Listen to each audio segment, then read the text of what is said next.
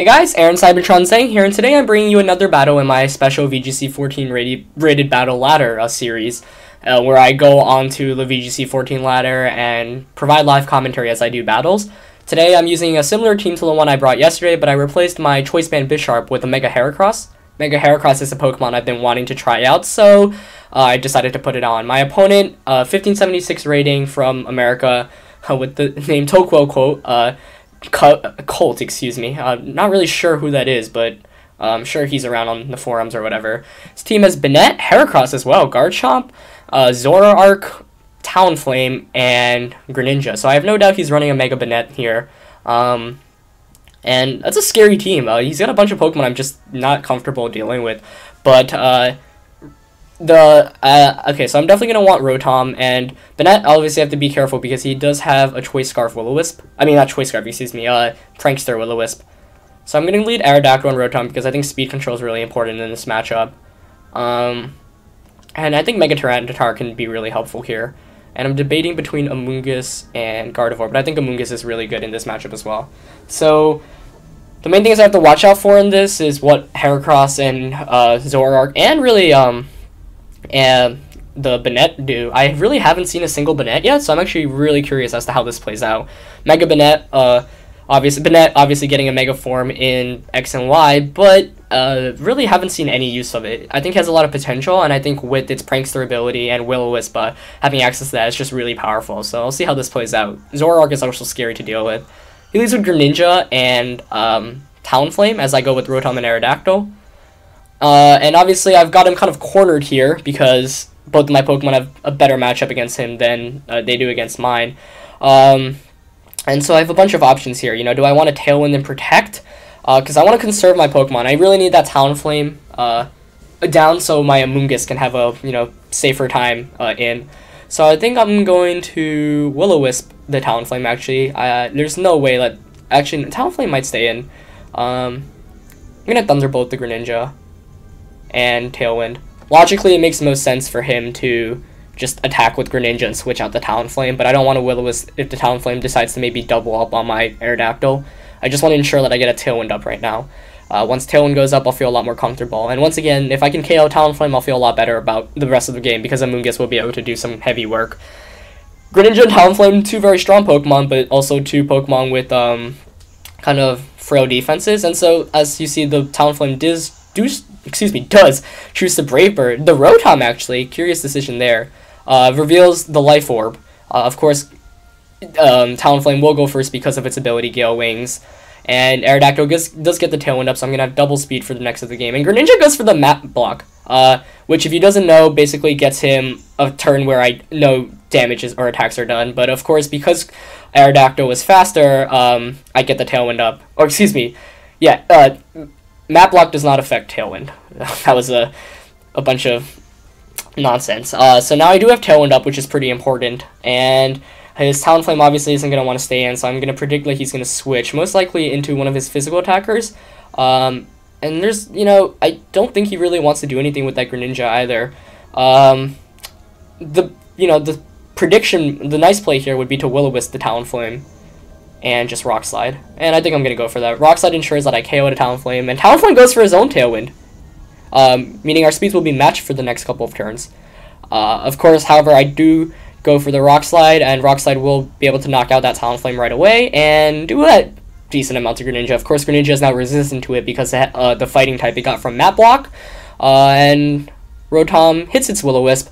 The reason behind Rock Sliding and Will-O-Wisping there is I assume that he would either switch out Talonflame into a physical attacker or just let it faint, like the case here, and so that worked out pretty well. I also get pretty lucky with the flinch, one of the reasons why I like using Aerodactyl a lot, the flinch factor.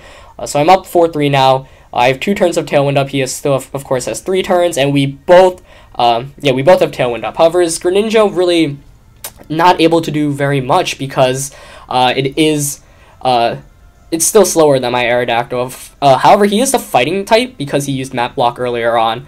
And so now I need to decide, you know, do I protect Aerodactyl here, and do I attack into the Greninja? But now that I got rid of Talonflame, I feel a lot better because I feel like Tyranitar and Amoonguss can really clean this game up for me. So I need to play a bit safe, but I'm not too worried. For this turn, think I'm just going to Thunderbolt the Greninja and Protect. Aerodactyl goes for the Protect. And even if Greninja goes for something like a Dark Pulse, it'll bring me down to my Citrus Berry. But not showing that it doesn't have the Mega Form, at least not yet. Greninja going for a Scald into the Aerodactyl. But not going for a Grass Knot. But of course, Rotom Wash is one of the lightest Pokemon in the game. And I think that does either base 20 or base 40 damage. So even with super effective, it does absolutely nothing. In fact, that turn actually helped me a bit more because I healed. And because he Scalded, the Protean, turned his Greninja into a Water type. So Thunderbolt will be enough to KO. And so now I'm up 4-2. I still have 1 turn of Tailwind left. He has 2 turns up, but I just have a huge advantage right now. But my opponent revealing another Banette, and this one has Frisk. So obviously one is the Zoroark and the other one isn't. And I think this game I have pretty comfortably at this point. I'm going to burn his Banette, and actually no, I want to take care of the Zoroark, so I'm going to double up on that this turn with the Thunderbolt and Rock Slide. Zoroark, really interesting Pokemon because it gets the ability to disguise itself, and the Mega Banette does come out.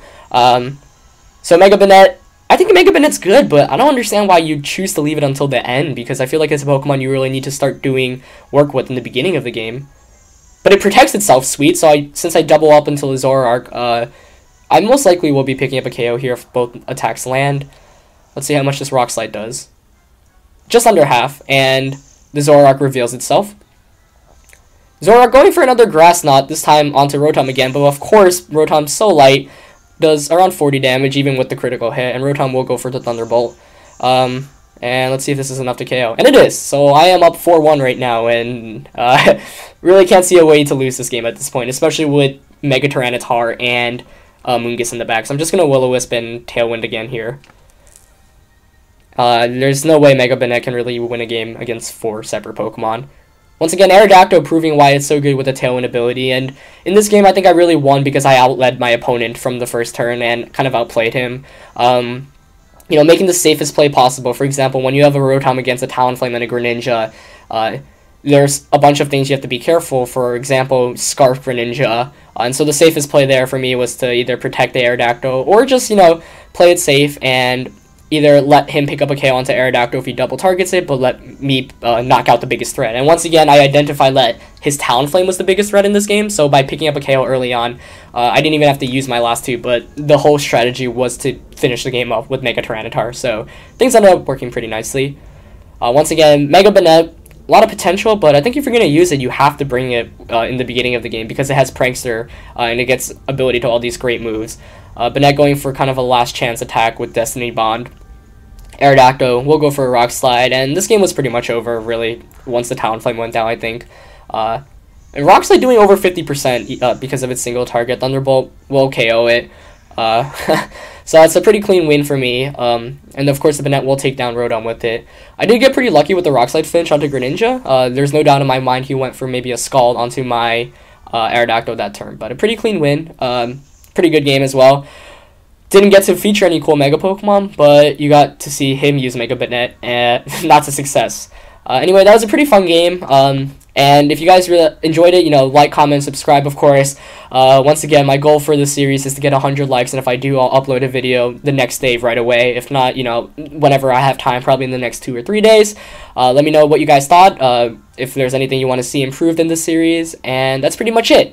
Alright guys, thanks for watching, and I'll see you next time. Peace.